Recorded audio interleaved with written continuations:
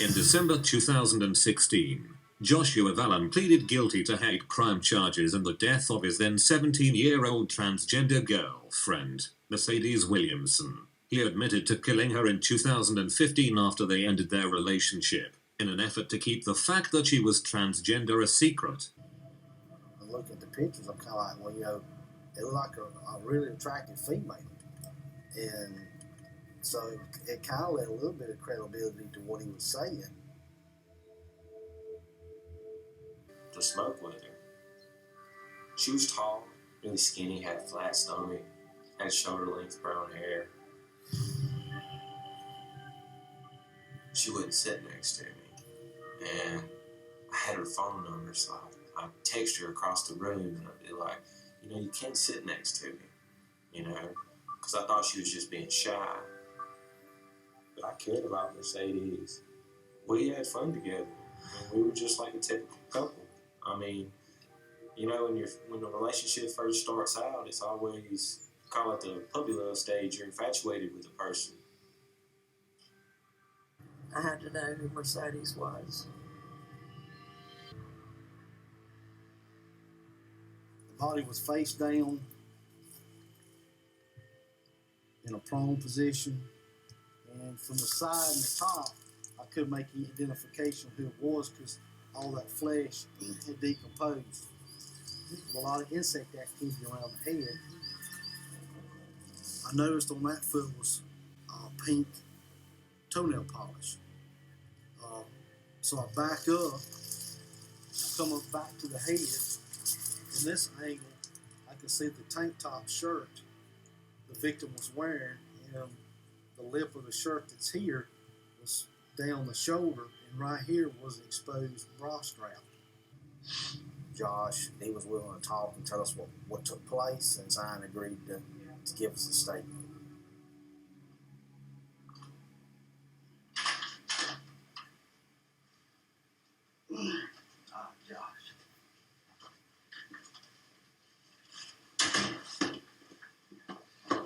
We go to kissing, you know.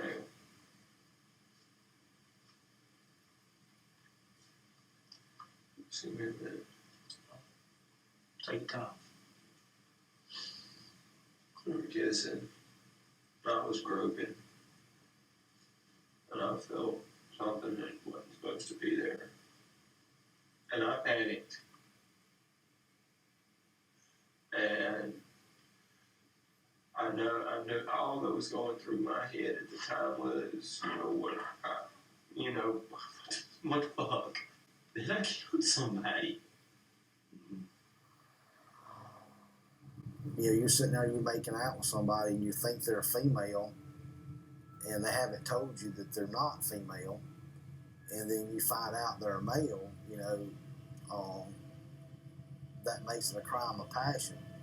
I've never worked a homicide that involved a transgender victim, and so it definitely kind of was a shock, but it doesn't change what you have to do. Do you have a phone number? I don't have a phone anymore. I need to make this clear to y'all. I'm affiliated. You might know that. As time went along, he had slipped up in an interview and said that he was a high-ranking member of the latinkings. And that's when we kind of honed in on, you know, okay, what is your role? Is there anything that you may want to reveal about maybe Lion King? No. Anything? No. That had nothing to do with this. Yeah, it shouldn't affect them whatsoever. Okay. I'm not a traitor. He's already confessed to murder, but whenever we asked him a certain question about the gangs, he's like, I'm not talking anymore. I'm done talking. And that's when I knew something wasn't right. I'm trying not to conflict my morals. I've already done that by doing that. I told you I wasn't going to. Okay. And I'm just trying to heal. That's all I'm trying to do. He's lying. He's covering something up. I'm trying to find out who Mercedes is, so I can. They don't know her though. They never met her. I mean, none of my people ever met her. I've been a Latin King for 10 years now, and it is a part of who I am. It's changed me for the better. I don't know how to not be a Latin King. King Chaos. Our government calls it a gang. It's more like a religion to us. We strive for peace, freedom, justice, progress, and prosperity.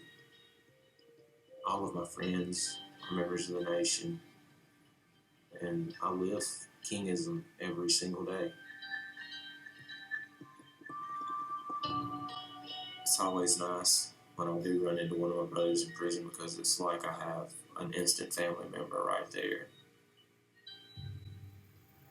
I think the gang was everything to Josh Vallum. He was in charge of a lot of different aspects of the gang.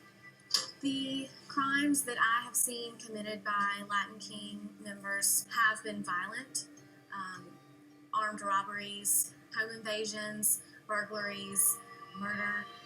Some Latin King members try to portray the group as a group of individuals who do good in the community, and maybe some do, but I've never encountered a Latin King bake sale.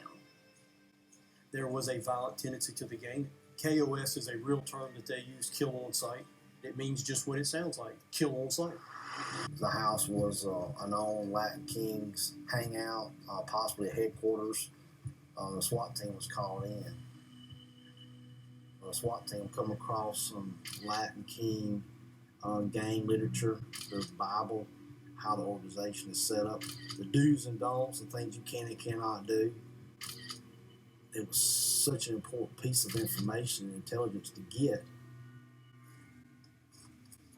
One of the laws of this particular chapter of the Latin King Street Gang, number 21, is no member should be involved in homosexual activities. And obviously that was the law that Josh Vallum was most concerned about in this case. Arm in arm with Mercedes. They'll kill him for the very person he's standing beside. But I believe he loved her. And he wanted her to be a part of that family. The wrath of a king is a messenger of death. If I had known that Mercedes was a guy, I would have never, ever brought Mercedes to meet any of my brothers. I mean, because that's a no-no. I mean, I was completely fooled. They were fooled. Nobody knew anything. In fact, somebody had indicated at the party to Josh that your girlfriend has broad shoulders, and it looks like she has an Adam apples, and Josh actually made an excuse for it. I mean, one of my brothers said something, hey, Mercedes has got some broad shoulders. And, I mean, I had noticed, I was like, you kind of got some broad shoulders. Like, well, I've got hormone problems. I mean, that was what I was told. There's no doubt they were playing with fire. I can understand that some people might be involved in a homosexual relationship and then become nervous or scared for some reason and react violently or do something. That's not what happened in my circumstances. That Josh Vallum killed Mercedes because of his gang membership, because of what the Latin Kings stood for, because of what the Latin Kings believed, and because of what he feared the Latin Kings may do to him. I'm not a cold-blooded killer. I asked Josh, I said, Josh, look, I will love you no matter what. My love for you is unconditional. If for some reason you were, or if you went both ways or whatever, I would pray for you. I would not like it, but it would not change my love and respect for you anyway as a person. He's like, Mom, I'm not gay. So, I believe him. You know, I know my son. I'm gonna haunt you forever. She won't take me somewhere I'm not supposed to be.